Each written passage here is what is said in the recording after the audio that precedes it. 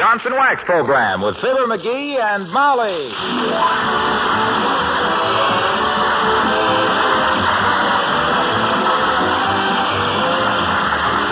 The makers of Johnson's Wax product for home and industry present Fibber, Mcgee, and Molly, written by Don Quinn and Phil Leslie, with music by the King's Men and Billy Mills Orchestra.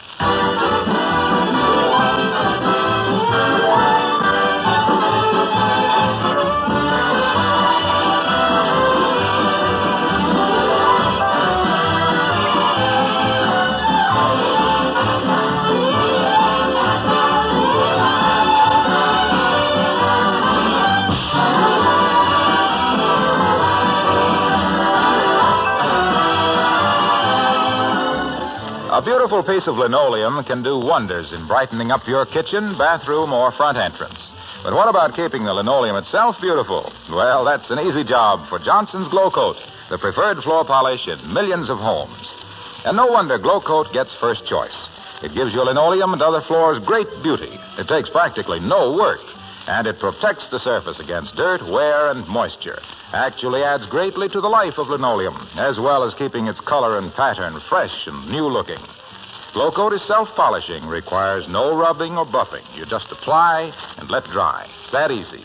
Spilled things are wiped up in a jiffy, and that eases your work, too.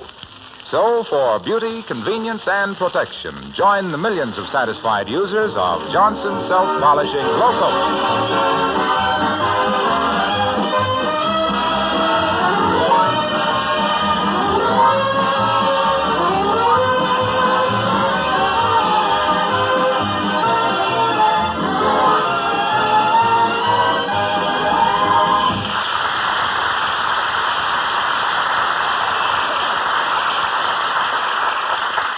This is a sad moment at 79 Wistful Vista, a sad moment and a tense moment. Because here in the living room, waiting for the verdict of the surgeon, the tree surgeon, on the fate of the old oak tree in the front yard, we find Fibber, Mcgee, and Molly.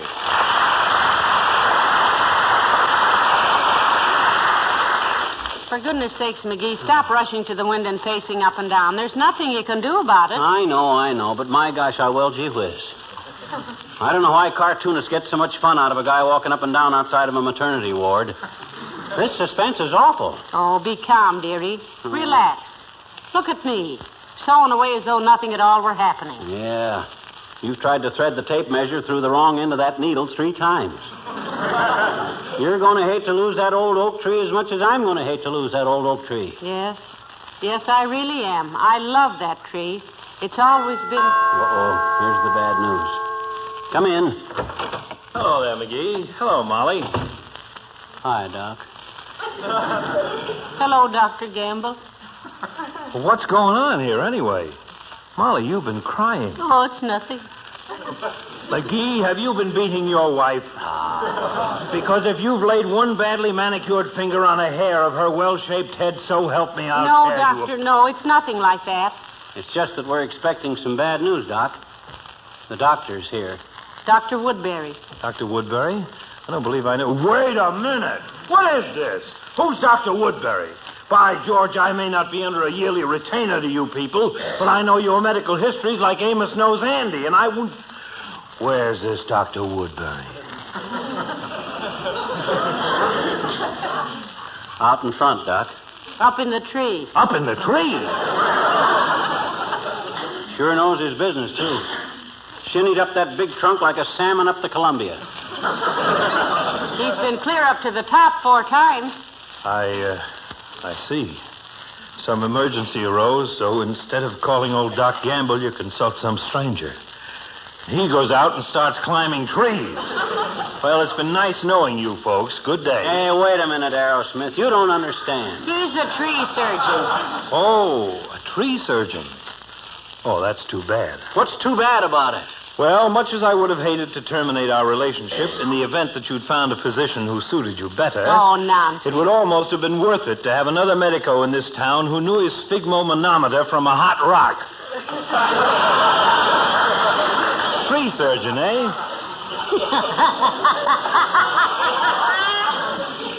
I tell you, he's the best in town, too, Doctor. He's the one who saved Toops' horse chestnut tree from a serious case of Japanese beetles last year. They say this guy can take one look at an acorn and tell you how many times the firemen are going to have to come and rescue a cat out of it when it grows up. I'd like to see this miracle man. Dear. I hope he says he can save it. Cheer up, Mommy. There's still hope. Come in. Well, I've finished my examination, Mr. McGee. Am I intruding? Not at all, Dr. Woodbury. We'd like to have you meet an old friend of ours, Dr. Woodbury, Dr. Gamble. Dr. Woodbury is a tree doctor, Dr. Gamble. And Dr. Gamble is a people doctor, Dr. Woodbury. How do you do, Doctor? Hello, Doctor. I take it all is not oak with the oak? It's a pretty serious case, I'm afraid. Tell me, Mrs. McGee, has this tree of yours any history of Dutch moth? Any childhood diseases that you know of? No, I don't think so, Doctor. Though, as I remember, it had a bad attack of woodpeckers in 1929. Woodpeckers. That's the first instance I ever heard where the patient got stuck with a bill before the doctor even arrived. How about it, Doc? Will we have to, is there any hope, Doctor? If you good people would be so good as to leave the room a moment, I should like to consult with Dr. Gamble. Would you honor me, Doctor? Delighted, I'm sure, Doctor. Although my arboreal experience has been limited to a certain lady patient of mine to whom we refer as the weeping willow bee. You'll excuse us, Molly? Certainly. Come on, McGee. Okay. Do everything you can, men. Remember, expense is no object, as long as it don't cost too much. Well, I see where Alabama's picked for the Rose Bowl, Doctor. Yes, I remember when Alabama played it in 1926 for the first time. Beat Washington 20-19. Yes. Well, how's business, Doctor? Oh, can't complain, Doctor. Though I sometimes envy you tree surgeons. How so, Doctor? Well, sometimes it seems so simple to slap 100 pounds of cement into a patient, paint him with tar, and brace him up with a few feet of wire cable.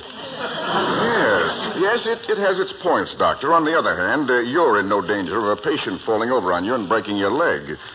Incidentally, Doctor, how about the oak tree out in front? Look bad? That isn't a tree. That's a perpendicular stack of firewood. Oh? It's been dead longer than Julius Caesar. Well, why stall around, Doctor? Why don't you tell him? Well, it looks better this way. More dignity. Oh. But you better call him in now, I guess. And try to look more serious, Doctor. Remember, we've been consulting. Oh, yes. Sometimes I'm inclined to forget I'm a doctor and act like a human being.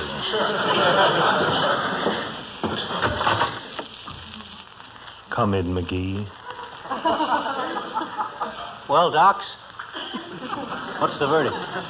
My boy, I'm afraid it's bad news. You mean? Yes, Mrs. McGee. As it must to all trees. The end has come to the old oak tree. It's battled its way through life from tiny acorn to sturdy tree. It has stood between your home and the fierce heat of the sun. It has been a barrier between you and the tempest. But now the birds must seek another resting place. The whippoorwill must shrill his plaintive call from elsewhere, and my fee is $7.50.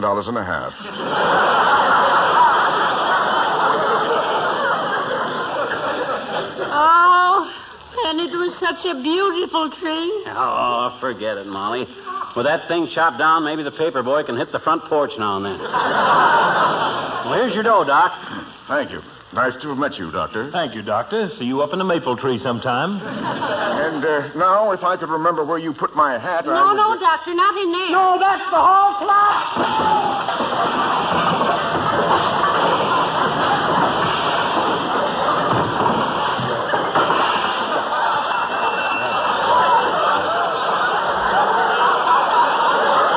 You couldn't hang a hat in there.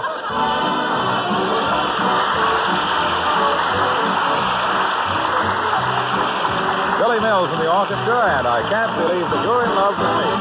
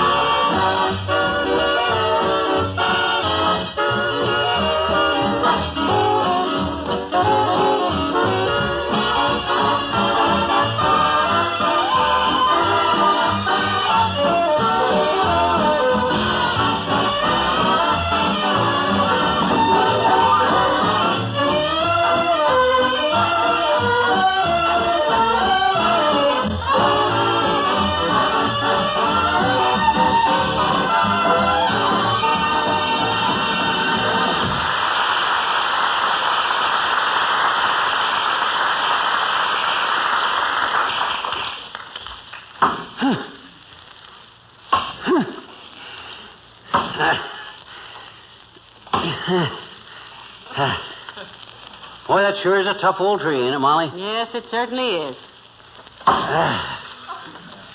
Yep. You take 50 more whacks at it, and then I'll chop for a while. You take the axe now, dearie. I don't want all the fun.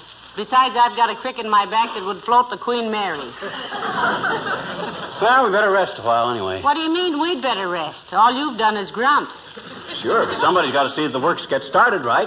There's a lot of science to falling a tree, you know. Give me that axe and I'll show you. All right, here, you chop and I'll grunt. Thanks.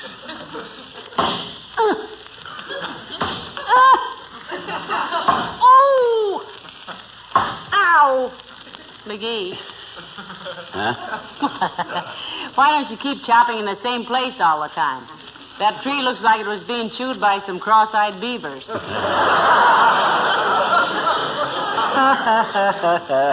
It's easy to see you don't know much about lumberjacking, kiddo.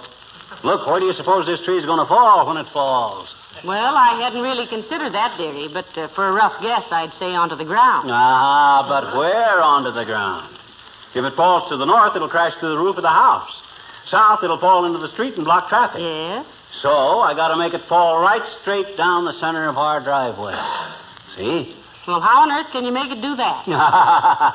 That's the trick, baby. That's where skill and experience comes in.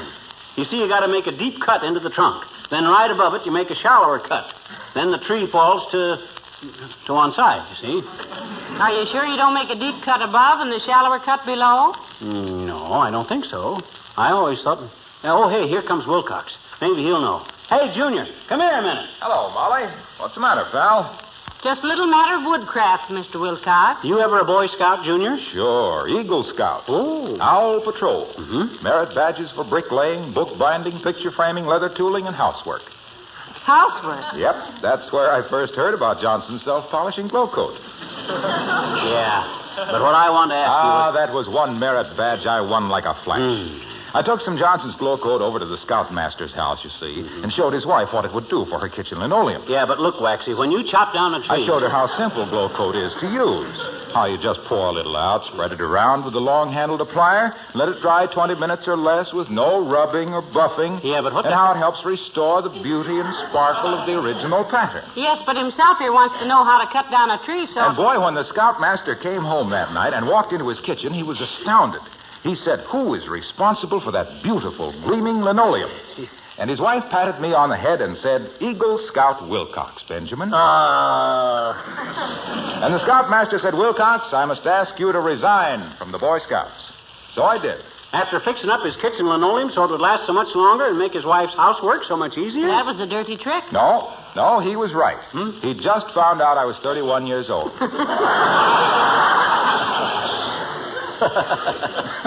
Getting to be a bald Eagle Scout. But look, Waxy, did you learn much about woodcraft?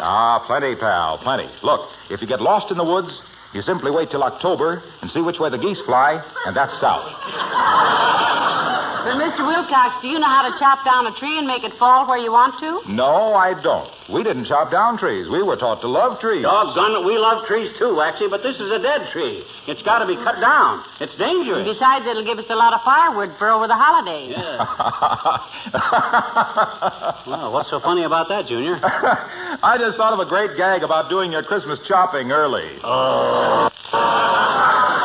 I want to get along home and tell Spaniel Eyes before I forget it. See you later, folks.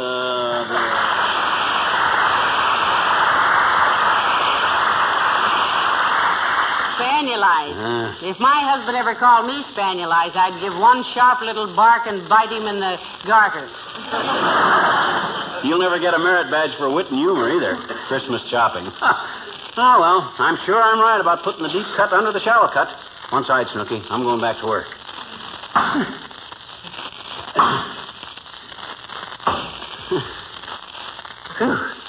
That's strenuous work, Molly. Great stuff to develop the biceps, though. You mean the biceps, dearie? You can't biceps like mine. They're a gift.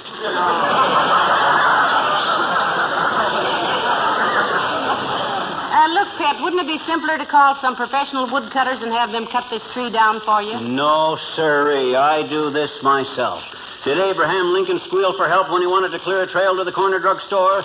No, sir. I come from pioneer stock, and I ain't selling it short. Did I ever tell you about my father being born in a log cabin? No. Well, don't let me, because it ain't true. All right, but I'm still doubtful about your ability to lay this tree down the center of the driveway. What do you mean, doubtful? You lay a walnut on that driveway, and I'll crack it with 4 tons of oak tree, that's all. My gosh, if I look, don't... McGee, here comes Mrs. Carstairs. Oh, that rhinestone rhinoceros. She's so aristocratic that when she blushes, she looks like a blueprint of the Chase National Bank. I think she likes us because she knows we're not after her money. Yeah, well, what good would it do us if we were after her money? The way she handles a buck, you'd think there was a game warden on every corner. Besides, she don't like me, and that's mutual. Well, maybe she is a little up... hello there, Mrs. Carstairs. So nice to see you. How do you do, my dear? Glad for once to find you without your husband. Not that I dislike him particularly, although with a little effort... Hi, Carson. Ooh. Is that you, Mr. McGee? It ain't Clement Attlee. Though I am at present of the Labor Party till I get this job done. I guess you didn't recognize him with those lumberjack clothes on, did you, Mrs. Carstairs? No. May I ask what you're doing with the long-handled hatchet, Mr. McGee? I'm chopping this tree down, Carsey. Didn't know I was a woodsman, did you? Yes, I did. My husband told me. Oh, your husband told you my husband was a woodsman? Yes, indirectly. We passed Mr. McGee on the street one day, and my husband said, lumbering sort of a fellow, isn't he? Oh, yeah? Well, that sparring partner of yours is no Fred Astaire either, Carsey. He's about as graceful as an armload of coat hangers. Please, Mr. McGee, for your Tell information... Mrs. Carstairs what you plan to do about this tree, McGee. Yes, do, Mr. McGee. Well, sir, the problem is this, Carsey. I got to chop down this tree so it'll fall exactly down the driveway there. That's quite a trick of woodmanship, too. Yeah, but he can do it, Mrs. Carstairs. He can do it. Sure, I can do it. I'll drop this trunk like a nervous redcap. Well, I should never have selected you as the lumberman type, Mr. McGee. Oh, he knows his way around in the woods all right, Mrs. Carstairs. In fact, he's not out of the woods yet. I'll say. Why, up there in Minnesota years ago, I was not only the greatest woodsman of my day, Carsey, but the greatest fisherman, too. In fact, I caught so many of one species of bass, they named me after it. Big Mouth McGee, I was known as.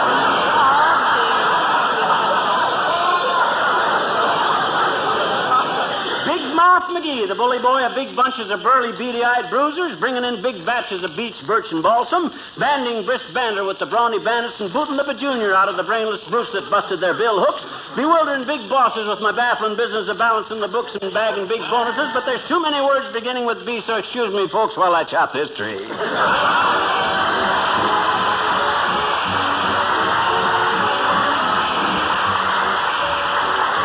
The King's Men and Come to Baby Do. I took a choo-choo fast as I could take a choo-choo.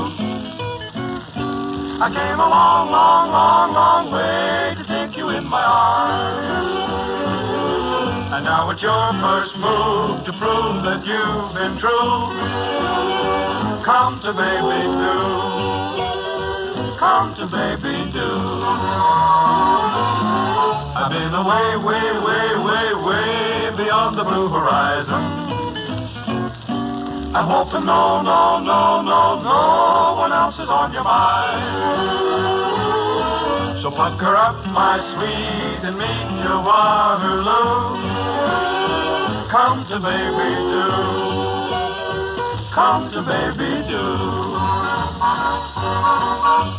Stop me from guessing. Ain't no time to tease. Stop all this messing. Put your bacon baby at ease. I wanna love, love, love, love just the way I wanna love you. I'm gonna try to make you understand. When all is said and done, the one for me is you. Come to Baby Do. Come to Baby Do.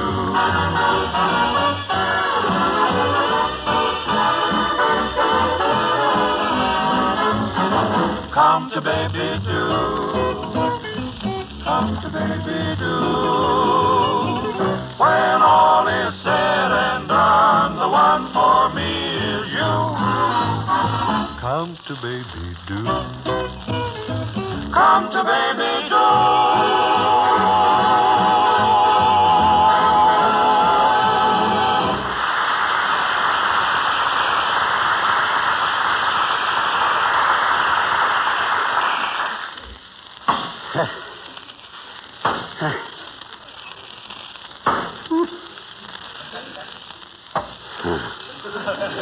Better take it a little easy, dearie. That tree doesn't look very steady.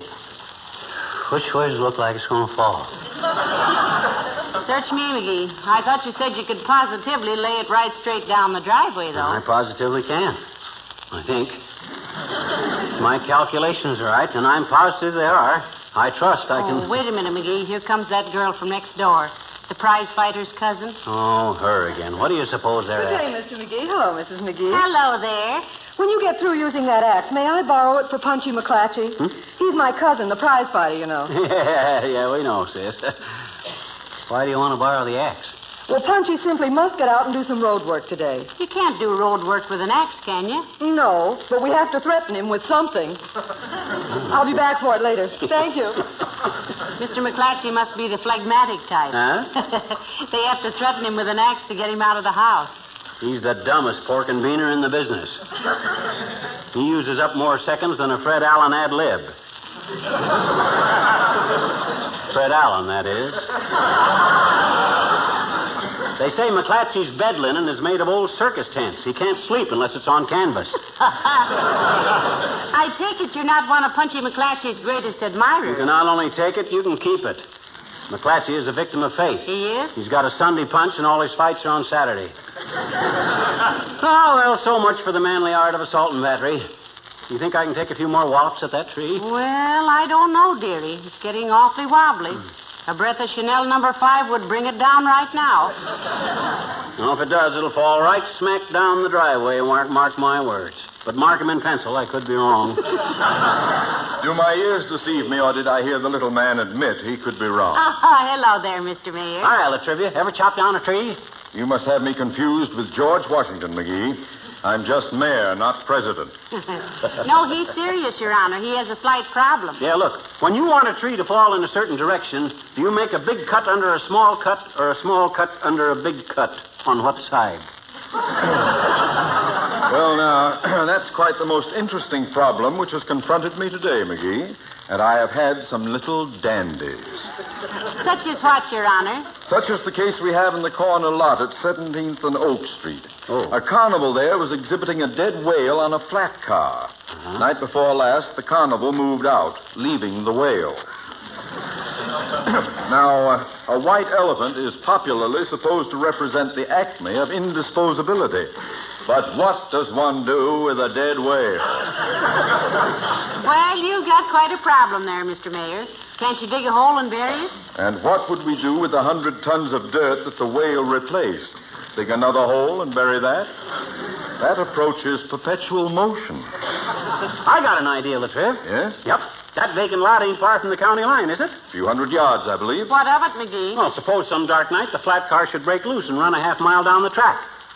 That'd be kind of take it out of your hands, wouldn't it, Latriv?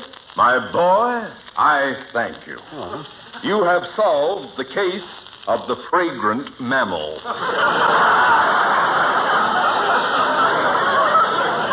Why, shucks, it's nothing that any red-blooded American boy couldn't have done. Hey, you want to stick around and help me saw up some firewood with that buck saw over there? I'm going to chop down the old oak and bucket, you might say. You get it, kids? It's a paraphrase on the old music. Ain't funny, McGee. And if I may make a suggestion, McGee, your tree is beginning to totter a bit. Hadn't you better bring it down? Well, I'm a little dubious, Latriv, about the method. Like I said, undercutting or overcutting. I don't want to take any chances. Well, being a politician at heart, I'll trade a favor for a favor. Huh? You got that whale off my hands, so I'll call my city forester and get advice on felling this tree. Oh, wonderful. But you boys had better hurry. This monarch of the forest is about to abdicate. Yeah. Now, let's go in and do it right now, Latriv. Come on in. All right away. Hey, get to City Hall and ask for extension 42. Okay. Hello, operator. Give me the City Hall. Emergency. Hello, City Hall. Extension 42, please. Mr. Stanislavski, he's the chief. How do you spell it? Ask for Jones, he's the assistant. Hello? Is Mr. Jones there? Oh, it is?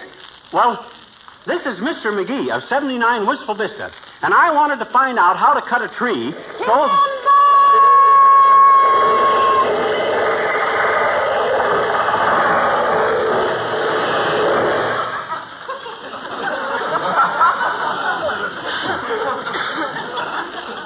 Hello? Hello, Mr. Jones? Is that you, Mr. Jones? Well, thanks anyway, Mr. Jones. Goodbye. Come on, Lieutenant. Well, you did it, McGee. Very efficient, McGee. Right down the driveway. Well, Natch. I told you I could do it. Now I'll drive downtown and get a few guys to help me trim the branches off.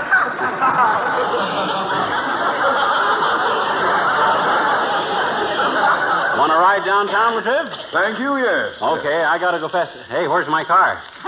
Right where you left it, McGee. Huh? In the driveway under the tree. Oh, this is ridiculous.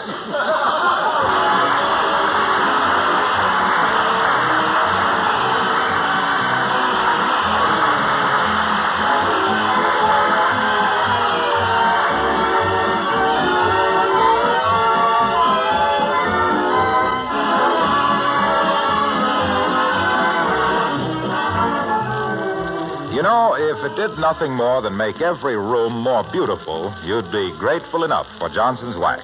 But it does so much more. It protects all kinds of surfaces against wear and dirt, wood, metal, and leather. Its regular use does away with costly refinishing of floors, for example. It protects the finish of your tabletops, brings out the beautiful grain of the wood. And then, besides beauty and protection, Johnson's Wax saves you work all through the year. Waxed surfaces resist dirt and dust. They're so easy to keep clean. When you walk into a neighbor's home, you can tell at a glance if it's a wax-protected home. If its floors, furniture, and woodwork gleam with friendly, mellow beauty, the chances are 10 to 1 you'll find Johnson's Wax, paste, liquid, or cream on the pantry shelf.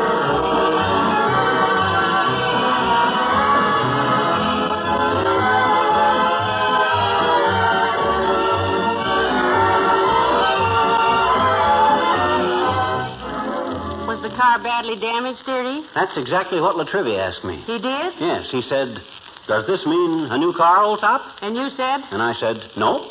New top, old car. And he said? He said, good night. I see. Well, good night, all.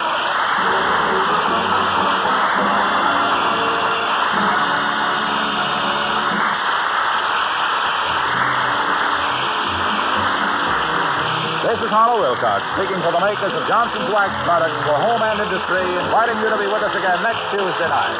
Good night. This is the National Broadcasting Company.